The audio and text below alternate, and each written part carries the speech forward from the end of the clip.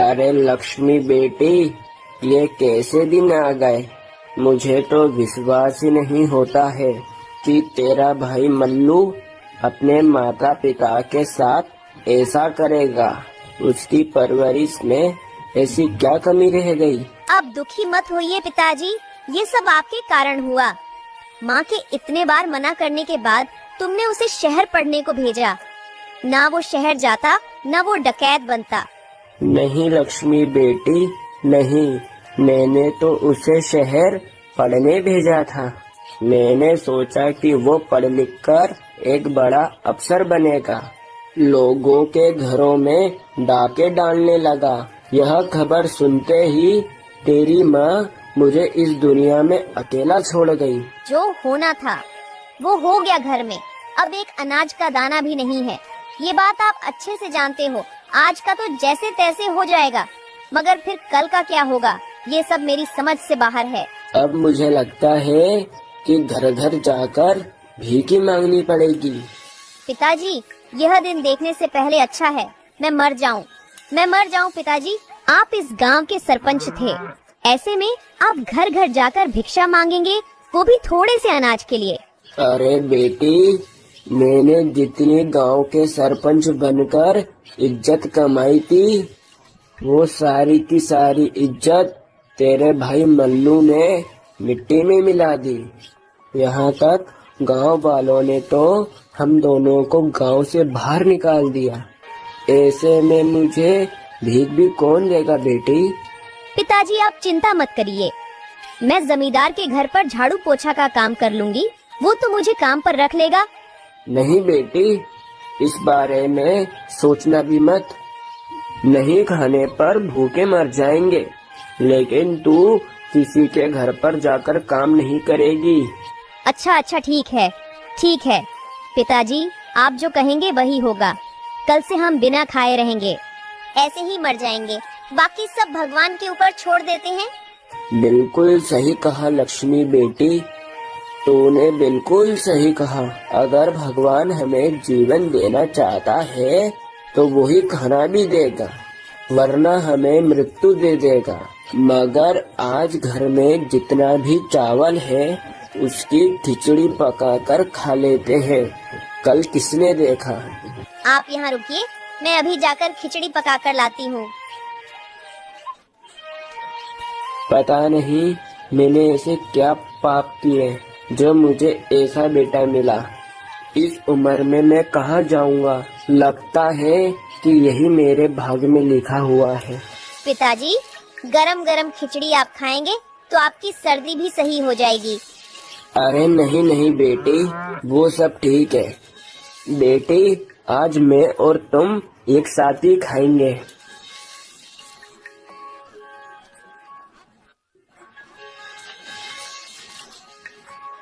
अरे बराई मुखिया, आज सुबह सुबह मेरे महल में इतनी जल्दी आ गए और अभी थोड़ी देर पहले ये गांव वालों की भीड़ क्यों जमा हो गई थी।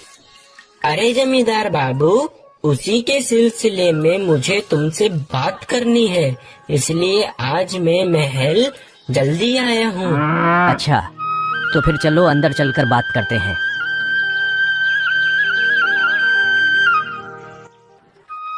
अरे बराई मुखिया, क्या बात है जो तुम कहने इतनी जल्दी राज दरबार में सुबह सुबह आए हो। ऐसी क्या समस्या है। अरे जमींदार बाबू, अभी अभी गांव वाले एक समस्या लेकर आए थे।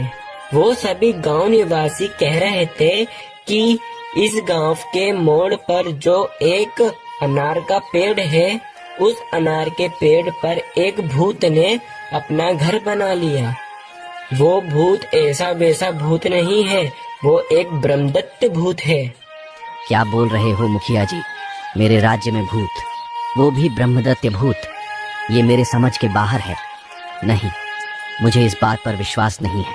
ये तुम्हारे मन का वहम है। नहीं जमींदार बाबू, बहुत सारे लोगों ने देखा है, इसलिए रात को कोई वहाँ से निकलता नहीं है। पहली बात तो ये, भूत कुछ नहीं होते, मगर तुम्हारी और गांव वालों की तसल्ली के लिए आज रात को ही हम वहाँ जाएंगे। फिर जमींदार और मुखिया रात के समय उस अनार के पेड़ के पास जाते हैं। अरे बराई मुखिया, तुम्हें डर तो नहीं लग रहा अगर डर लगे तो तुम वापस भी जा सकते हो, मैं अकेला ही जा सकता हूँ। नहीं जमींदार बाबू, मुझे डर नहीं लग रहा, मगर अब हम उस पेड़ के पास पहुँचने वाले हैं। आओ आओ, बहुत दिन हो गए हैं इंसानी मांस नहीं चखा। अचानक से भूत की आवाज सुनाई देती है। यह सुनते ही वह से भाग जाते हैं।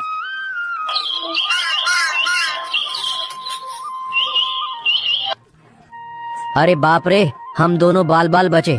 मैंने ये कभी नहीं सोचा था कि मेरे राज्य में भूत भी डेरा जमाएंगे। बराई मुखिया जी, हमें जल्दी से जल्दी भूत का कुछ ना कुछ तो करना ही होगा, वरना ये भूत तो गांव निवासियों को हानि पहुंचा सकते हैं। अरे जमींदार बाबू, बाहर एक ब्राह्मण भिक्षा मांगने के लिए आया है। तुम उस ब्राह्मण को अंदर बुलाओ।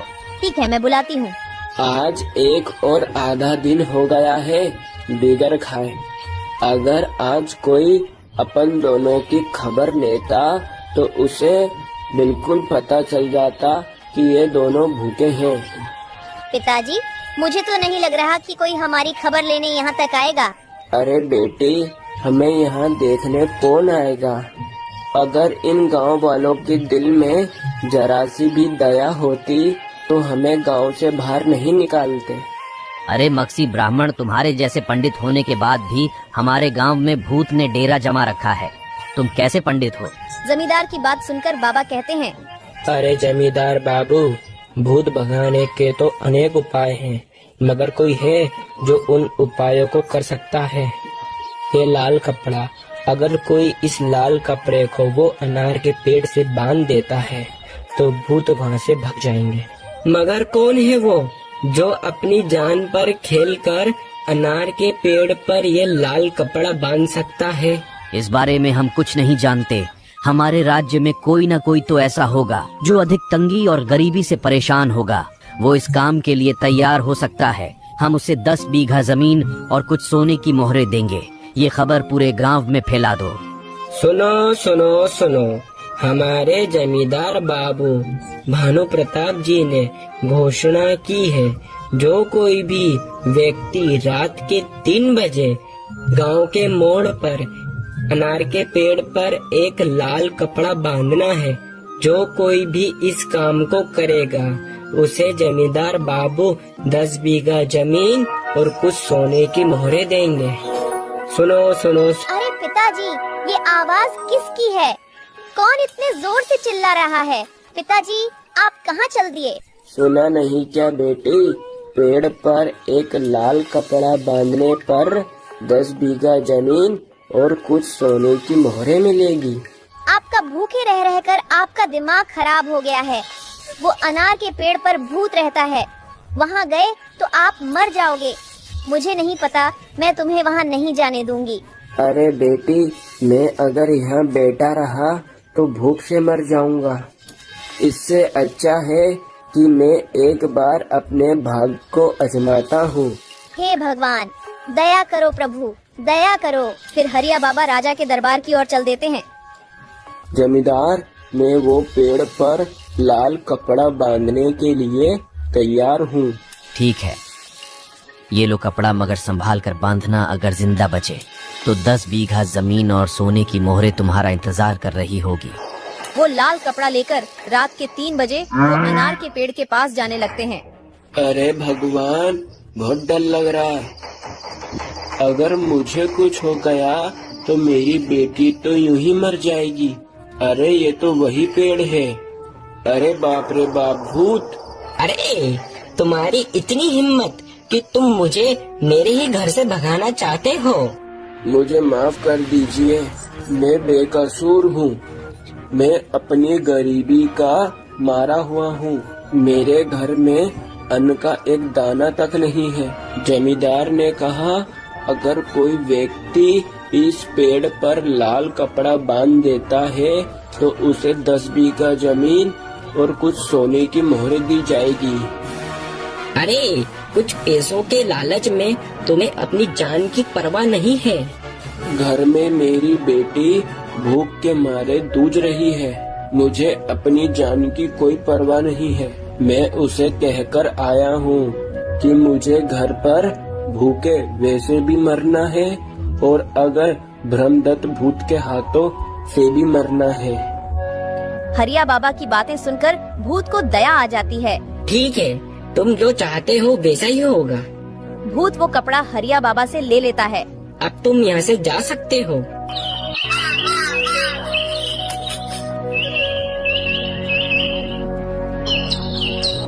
अरे, जो पूरे गांव में कोई नहीं कर पाया वो एक बूढ़े बाबा ने कर दिखाया।